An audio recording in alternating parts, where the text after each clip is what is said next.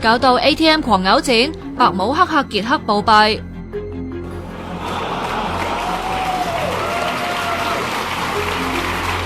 入侵提款機令佢好似中 jackpot 咁嘔錢，就係傑克成名之作。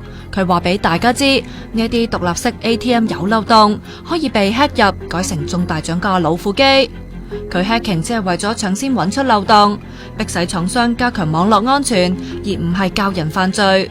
佢最叻就係 hack 入提款機、汽車等內置微型電腦，仲好似已故蘋果教主咁，擅長喺台上示範搞噱頭。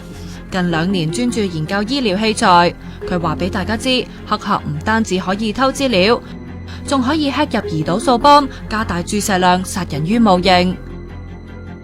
仲發現植入式心臟起搏器同心臟去顫器，方便醫生喺體外監察嘅無線通訊系統都可以俾黑客入侵，喺30尺外遙控殺人。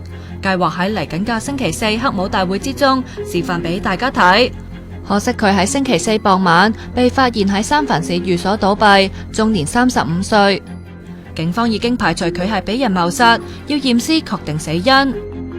好多黑客喺社交網站悼念佢生前任職嘅保安軟件公司，讚佢係公司心愛嘅海盜。美國政府部門亦都讚揚佢。黑帽大會話冇人可以取代傑克，原定俾佢示範嘅時段改為與會者自由發言悼念。傑克係世界最著名嘅白帽黑客，即係專門測試網絡系統係咪安全。黑帽就係啲奸惡罪犯，灰帽就係介乎黑白之間嘅黑客。